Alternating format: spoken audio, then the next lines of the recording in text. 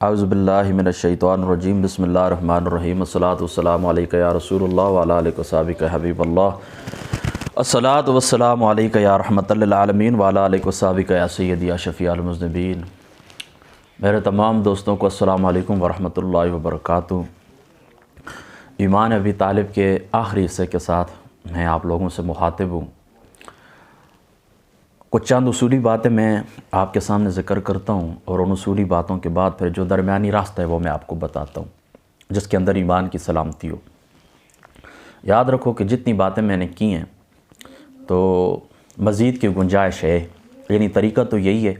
کہ پہلے قائلین کے مکمل دلائل پھر عدم قائلین کے مکمل دلائل ذکر کیے جائیں، پھر دونوں کے جو ایک دوسرے کے اوپر اعتراضات وارد ہوتے ہیں ان کا جواب دیا جائے۔ لیکن سوشل میڈیا کے اوپر اتنی طویل گفتگو سنتا کوئی نہیں ہے، لہٰذا میں نے کوشش یہ کی ہے کہ بس صرف ایک بامقصد میسج آپ لوگوں تک پہنچ جائے اور جو درمیانی راستہ ہے، معتدل راستہ ہے، اس راستے کے اوپر چلا جائے۔ آپ کو معلوم ہے شریعت ایک وسیع راستے کو کہتے ہیں، شریعت کا معنی ہوتا ہے وسیع راستہ۔ تو ہم لوگوں نے اپنی تنگ نظری کی وجہ سے، اپنے ذاتی خیالات کی وجہ سے، وہ جس طرح اللہ تعالیٰ قرآن کے اندر نہیں کہتا کہ بعض لوگ وہ ہیں کہ اپنی خواہشات کو الہ بنا دیتے ہیں، تو ہم نے اپنی خواہشات کو الہ بنا لیا، ان کی عبادت کرنے لگے۔ تو ان معاملات کی وجہ سے وہ جو شریعت اسلامی ایک وسیع راستہ تھا، ہم نے اس کو ایک چھوٹی سی پگڈنڈی کے اندر تبدیل کر دیا کہ اگر ایک آدمی گزر رہا ہے تو دوسرے کے گزرنے کی گنجائش نہیں ہے، جبکہ ایسی بات نہیں ہے۔ شریعت وسیع راستے کو کہتے ہیں، آپ بھی گزریں، میں بھی گزروں، دوسرا بھی گزرے، چوتھا بھی گزرے، بہت گنجائش ہے، بہت وسیع ہے۔ تو اپنے نظریات کی وجہ سے ہم نے اس کو تنگ کر دیا ہے، یہ یاد رکھیں، یہ ایک بات ہو گئی۔ دوسری بات یہ یاد رکھیں کہ ایمان ابی طالب کا جو مسئلہ ہے یہ قطعیات میں سے نہیں ہے، اس کا تعلق فروع دین سے، اس کا تعلق فروع دین سے۔ اگر یہ قطعیات سے ہوتا تو پھر اگر ابو طالب کا ایمان قطعی ہوتا تو پھر اس طرح کے جو عدم قائلین ہیں پھر ان کے اوپر کفر کا فتویٰ آتا، اور اگر ان کا کفر قطعی ہوتا تو پھر جو ان کے ایمان کے قائل ہیں ان کے اوپر کفر کا فتویٰ آتا۔ لیکن محققین نے ایک دوسرے کے اوپر کفر کا فتویٰ نہیں دیا ہے، محققین نے ایک دوسرے کے اوپر کفر کا فتویٰ نہیں دیا ہے۔ خود اعلیٰ حضرت فاضل بریلوی رضی اللہ تعالیٰ عنہ آپ نے 70 کے قریب دلائل فتاوی رضویہ شریف کے اندر دیے ہیں، پھر اس کے بعد آخر میں آپ نے یہی لکھا ہے کہ یہ معاملہ قطعیات دین میں سے نہیں ہے کہ مخالف کی تکفیر کی جائے۔ میری بات آپ سمجھ گئے نا؟ لہٰذا آپ نے اس معاملے کو فروع تک ہی رکھنا ہے، اس کو کفر اسلام کا مسئلہ نہیں بنانا۔ میں اپنا جملہ پھر دہراتا ہوں کہ یہ مسئلہ جو ہے یہ کفر اور اسلام کا مسئلہ نہیں ہے۔ اور کبھی کبھی اس طرح ہوتا ہے، یاد رکھو کہ دونوں نظریے ٹھیک ہوتے ہیں، یعنی یہ نہیں کہ دو باتیں آ گئی ہیں سامنے تو اب ایک کو ہم نے غلط قرار دینا ہے، دوسرے کو ہم نے درست قرار دینا ہے۔ دیکھیں شریعت کے اندر بہت ساری مثالیں اس کی موجود ہیں، میں صرف اور صرف باغ فدق کی آپ کو مثال دیتا ہوں کہ حضرت فاطمہ الزہرا رضی اللہ تعالیٰ عنہ آپ نے مطالبہ کیا اور حضرت صدیق اکبر رضی اللہ تعالیٰ عنہ آپ نے جو جواب دیا تھا وہ مشہور بات ہے، میں ذکر نہیں کرنا چاہتا۔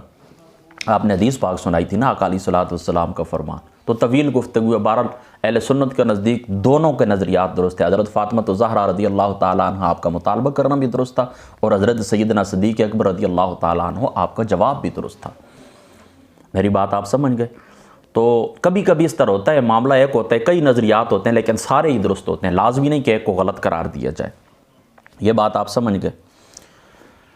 اب خاص بات یہ بھی یاد رکھیں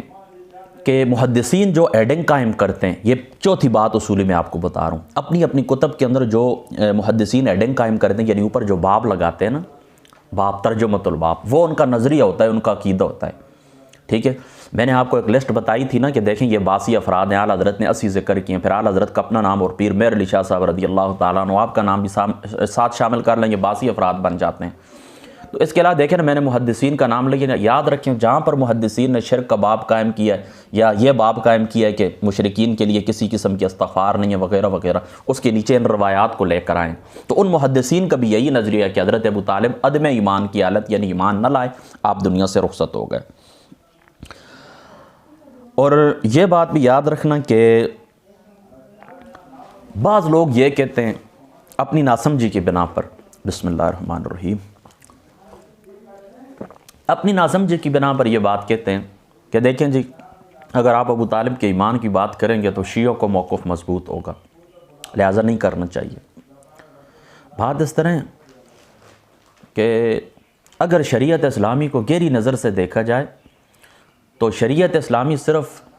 چلو چھوڑ ہی دیں یار، پھر وہ لوگ بات دوسری طرف لے جائیں گے، سمجھ نہیں آئے گی۔ میں آپ کو یہ بتاتا ہوں، چلو سادی سی بات آپ یوں سمجھ لیں، اگر یہ آپ ہمارے اوپر بات منوانے کے چکر میں کہ فلاں شخص کا نام نہ لیا جائے تاکہ فلاں مضبوط ہوتا ہے، تو پھر اس طرح کریں کہ حضرت عیسیٰ علیہ السلام کا نام بھی نہ لیں، کیونکہ عیسائی ان کا نام لیتے ہیں۔ حضرت موسیٰ علیہ السلام کا نام لیں، بنی اسرائیل کے انبیاء علیہ السلام کا نام نہ لیں، کیونکہ پھر وہ لیتے ہیں۔ جب وہ لیتے ہیں، لا الہ الا اللہ پڑھنا بھی چھوڑ دیں، کیونکہ لا الہ الا اللہ تو کئی اقوام پڑھتی ہیں، یعنی مسلمانوں کے علاوہ بھی کئی لوگ اللہ تعالیٰ کے وجود کے قائل تو ہیں نا، تو پھر کیا ہم اللہ تعالیٰ کا ذکر بھی چھوڑ دیں؟ لہذا یہ بہت ہی کمزور قسم کی گفتگو ہے، اس سے پرہیز کرنا چاہیے۔ اب میں آپ سے جو اہم بات کرنے لگا ہوں، سب سے اہم بات وہ یہ یاد رکھیں، میں نے اپنی قبر قیامت کو سامنے رکھتے ہوئے، اللہ تعالیٰ کی ذات اقدس کا خوف رکھتے ہوئے، میں نے پورے مکمل طریقے سے اپنی جو طاقت ہے وہ صرف کی ہے، اور میں نے ایمان ابی طالب کا مطالعہ کیا ہے، یعنی جو ایمان کے قائل ہیں ان کا مطالبہ کیا ہے، جو عدم ایمان کے قائل ہیں ان کا مطالعہ بھی کیا ہے۔ اب اہم بات میں آپ کو بتانے لگا ہوں، یاد رکھو، میں نے دیکھا کہ مضبوط دلائل اسی طرف تھے، مضبوط دلائل اسی طرف تھے، یعنی حضرت ابو طالب نے اظہار ایمان نہ کیا، اظہار ایمان نہ کیا، مضبوط دلائل اسی طرف تھے۔ دوسری طرف تقریباً مجھے 100 کے قریب قرائن ملے جن سے یہ ثابت ہوتا ہے کہ حضرت ابو طالب ایمان لے آئے تھے، آپ ایمان کے قائل تھے، یعنی حضور علیہ السلام کو نبی سمجھتے تھے، اللہ تعالیٰ کی توحید کے قائل تھے۔ 70 کے قریب قرائن کو کہ میں اس بات کو مانتا ہوں، کھلے دل سے تسلیم کرتا ہوں کہ یہ جو 100 قرائن ہیں میں نے پڑھے ہیں، تو یہ ان قطعی دلیلوں کا مقابلہ نہیں کر سکتے،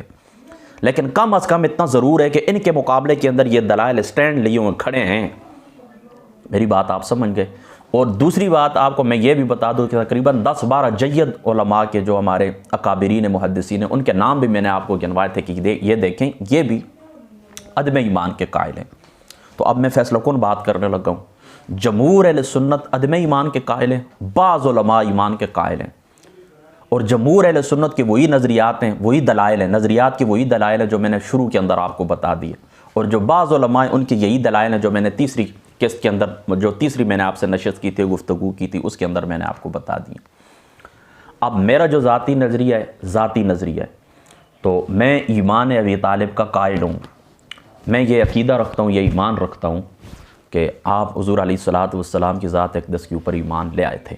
لیکن یاد رکھو کہ جو میرے مخالف ہیں یعنی عدم ایمان کے قائل ہیں، میں ان کا رد نہیں کرتا، بلکہ میں کھلے دل سے تسلیم کرتا ہوں کہ ان کے پاس مضبوط دلائل موجود ہے۔